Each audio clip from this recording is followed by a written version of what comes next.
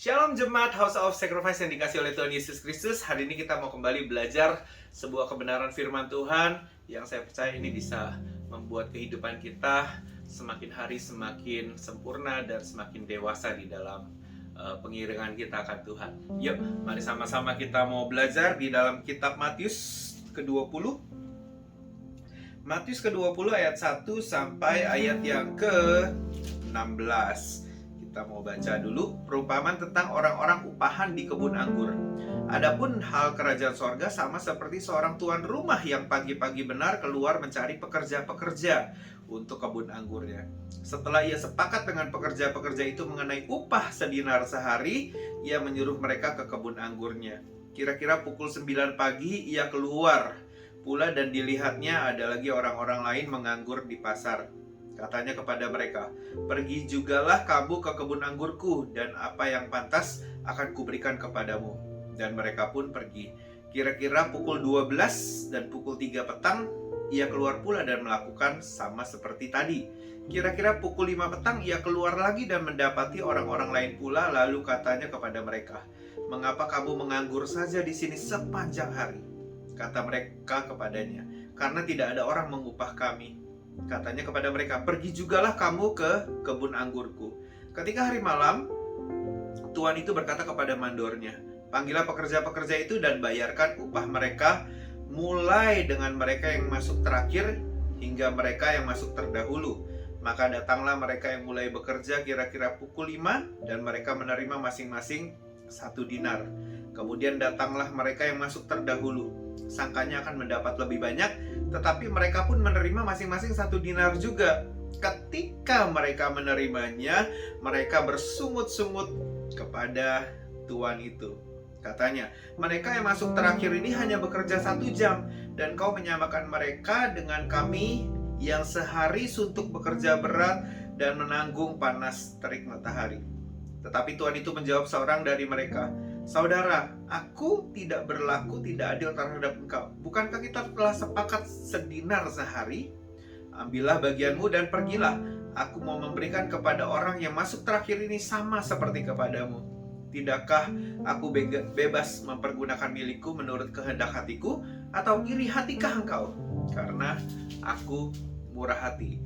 Demikianlah orang yang terakhir akan menjadi yang terdahulu, dan yang terdahulu akan menjadi yang terakhir." Nah, saudara, judul khotbah hari ini adalah hati-hati ketika menerima berkat. Hati-hati ketika menerima berkat. Ya, jadi background story-nya kita sudah baca bahwa ada orang yang menganggur-nganggur butuh pekerjaan, tidak ada yang mengupah mereka, tidak ada yang memperkerjakan mereka. Dari pagi mereka sudah ada di pasar, mereka sudah keluar mencari pekerjaan, dan akhirnya dijumpailah seseorang yang berbaik hati, yang mengizinkan mereka untuk bekerja dan diupah.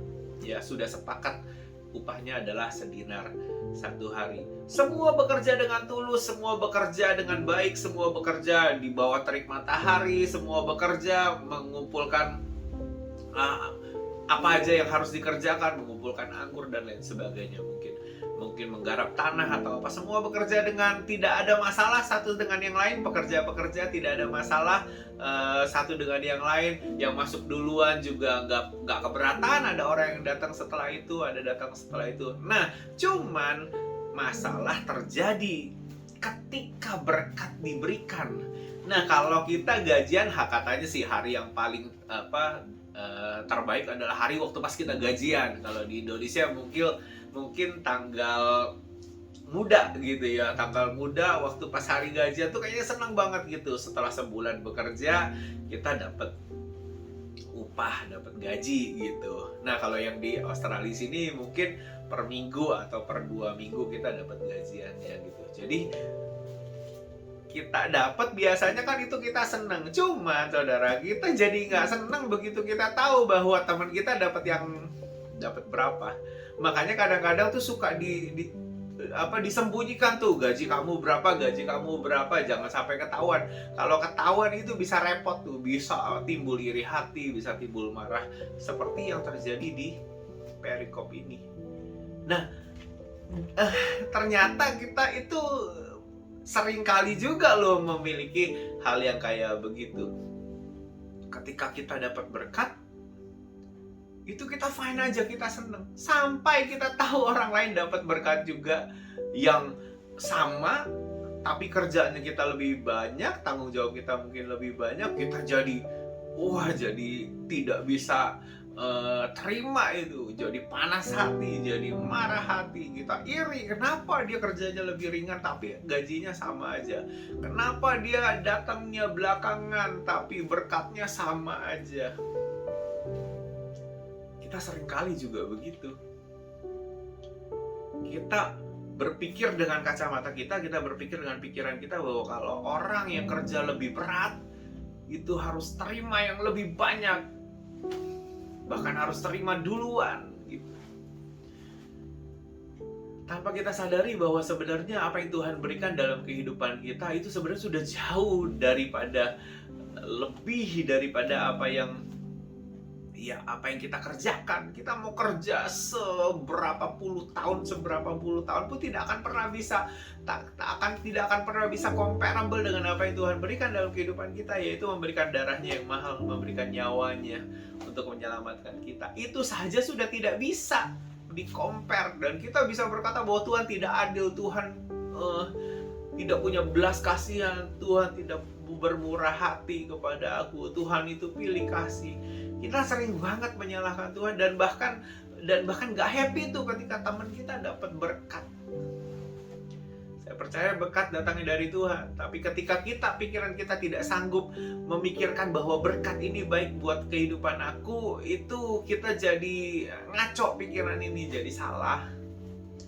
Ketika orang lain dapat sesuatu dan kita nggak terima, kita bisa merasa bahwa Tuhan itu nggak adil. Padahal bagaimana mungkin Tuhan tidak adil, sedangkan kita aja ditebus? Benar nggak? Dalam dunia pelayanan seringkali juga kita melihat hal-hal yang seperti ini terjadi. Ketika ada orang lain naik lebih cepat, diberikan kepercayaan lebih cepat, diberikan tanggung jawab lebih cepat, khotbah duluan dia. Padahal mungkin ada orang yang sudah dari lama ada di komunitas itu dan belum mendapatkan kesempatan untuk punya pelayanan yang seperti yang sudah diidam-idamkan atau apa. Nah, ini jadi masalah.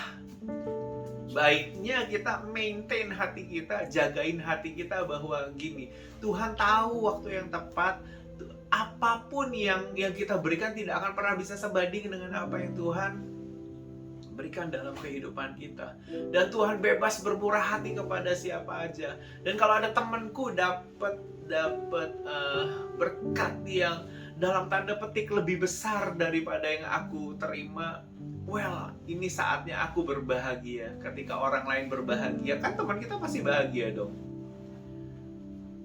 Dapat berkat yang tidak disangka-sangka, kerja cuma 1 jam tapi dapat berkat yang luar biasa. Nah, disitulah hati kita tuh diukur dewasa atau tidak. Ketika kita dewasa, kita bisa berkata bahwa aku ikut senang, aku turut senang, karena kamu mendapat yang terbaik dari Tuhan. Aku sudah cukup, dengan begini juga sudah cukup. Karena daripada aku nganggur seharian di jalan, aku nganggur seharian di pasar, nggak ada yang mempekerjakan aku, lebih baik aku dari pagi aku sudah terima pekerjaan itu. Dari pagi aku udah nggak resah gitu, karena dari pagi aku sudah diminta tolong untuk bekerja. Harusnya kita punya mindset seperti kayak gitu, sehingga hidup kita, hati kita terjaga dengan aman gitu.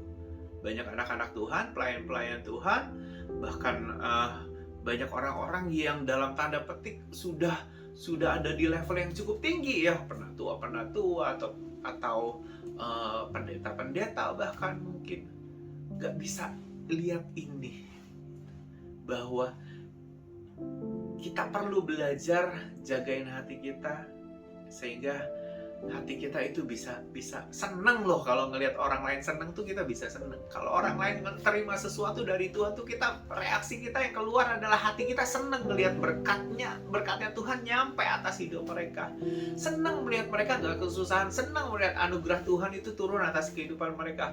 Dan kalau kita bisa ngerjain itu aja, bisa jagain hati kita untuk itu aja, saya yakin hidup kita itu akan luar biasa sukacitanya. Kenapa? Karena terlebih sukacita ngelihat teman-teman kita berhasil toh, daripada kita sendirian aja berhasil, teman-teman kita semua sengsara gitu. Apa enaknya hidup seperti kayak gitu? Kita nih semua yang top berhasil banget, yang lain semua menderita. Kan gak enak begitu. Kalau kita sama-sama growing, sama-sama bertumbuh, dan kita sama-sama diberkati Tuhan, sama-sama punya kebajikan Tuhan, sama-sama punya kemurahan Tuhan, sama-sama mendapatkan akan perlindungan penyertaan Tuhan, kan itu luar biasa gitu. Bertumbuh bersama-sama jauh lebih baik. Dan kalau kita sudah punya hati seperti kayak gitu, kita mesti maintain. Senanglah melihat orang lain senang. Bahkan mungkin mereka mendapatkan apa yang kita sudah sangat lama cita-citakan atau sudah sangat lama impi-impikan gitu. Mungkin kita mau punya sesuatu hal, barang, atau satu jabatan tertentu di dalam dunia pekerjaan misalnya gitu. Lalu teman kita yang dapat duluan, be happy dengan itu. Senanglah dengan itu. Kenapa? Karena toh itu teman kita kok. Ya, jangan malah dimusuhin, jangan malah bilang Tuhan itu nggak adil, Tuhan itu nggak bermurah hati. Wah, hati yang kayak gitu kacau justru. Makanya gini, ketika kita sudah sanggup menerima kondisi atau kenyataan yang ada, dan kita bisa berbahagia ketika orang lain dapat yang lebih banyak dari kita, berarti kita sudah cukup dewasa. Kalau kita tahu gaji kita berapa dan gaji orang lain berapa, dan kita nggak jadi hamir hati kita karena itu, berarti kita sudah mulai cukup dewasa. Kalau kita senang ngelihat orang lain diberkati, dan walaupun kita itu belum menerima berkat sebanyak dia, kalau kita bisa berbahagia karenanya, berarti kita sudah cukup dewasa. Karena kita yakin, karena kita tahu bahwa Tuhan aja itu udah cukup luar biasa dalam kehidupan aku. Yang Tuhan kerjakan dalam kehidupan kita itu sudah luar biasa. Kasihnya sudah luar biasa sekali dalam kehidupan kita. Sehingga tidak ada lagi yang namanya pahit hati, iri hati kepada teman-teman, kepada rekan sepelayanan, kepada Tuhan, kepada orang lain gitu. Hanya karena berkat itu dicurahkan. Hanya karena berkat itu diberikan. Makanya hati-hati ketika waktunya pemberian berkat itu terjadi. Saya yakin dan percaya kita semua pasti diberkati oleh Tuhan. Ya, cuman setelah itu jagai hati kita. Karena Tuhan bebas mempergunakan haknya untuk memberkati siapa duluan, memberkati siapa yang lebih banyak duluan. Mungkin orang ini membutuhkan lebih banyak dari kita.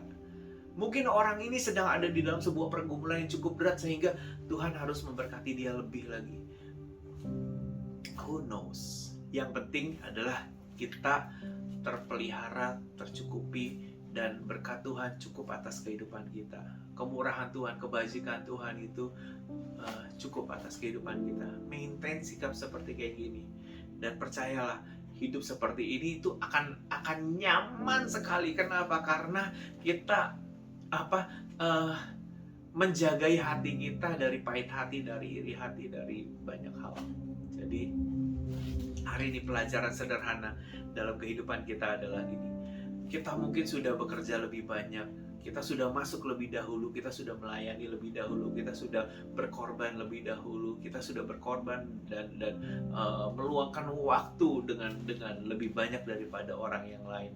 Kita mungkin sudah bantu lebih banyak orang daripada orang yang masuk setelah itu. Tapi biarlah kita tetap menjadi orang-orang yang selalu mengasihi Tuhan dan selalu percaya bahwa Tuhan memberkati kita dengan adil, memberkati kita dengan bijaksana. Dia nggak pernah tidak bijaksana, dia tidak pernah tidak adil, dia tidak pernah tidak murah hati.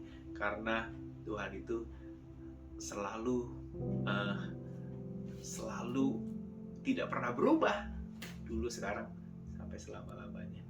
Jadi jangan sampai kita yang terdahulu malah justru jadi yang terkemudian.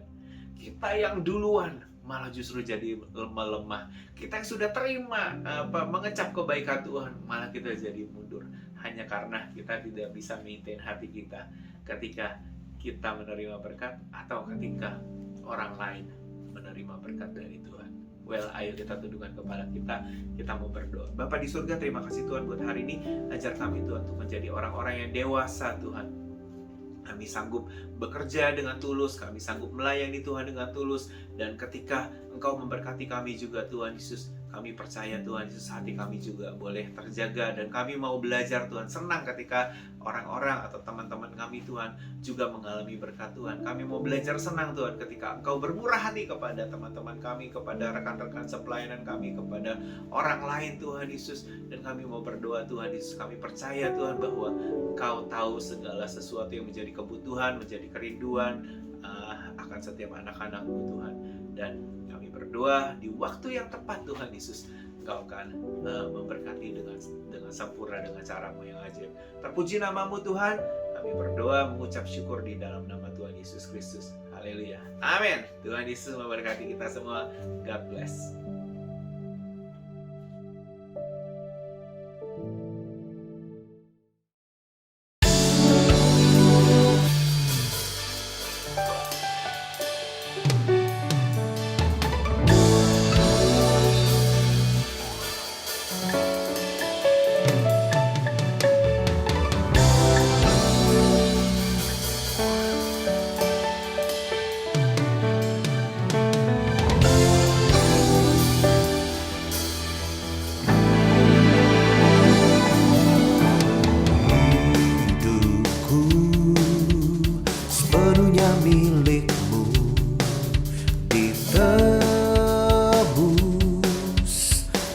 Kuasa darah-Mu, Kau bebaskan hidup yang terbelenggu. Ku milik-Mu, ku jadi milik-Mu. Bersuka karena ku telah ditebus, ku telah bebas karena Tuhanku bersorak, rayakan kebesaran-Mu. Tuhanku berkuasa selamanya, selamanya. Tuhanku bersorak, rayakan kemenanganku. Tuhanku berkuasa selamanya, selamanya.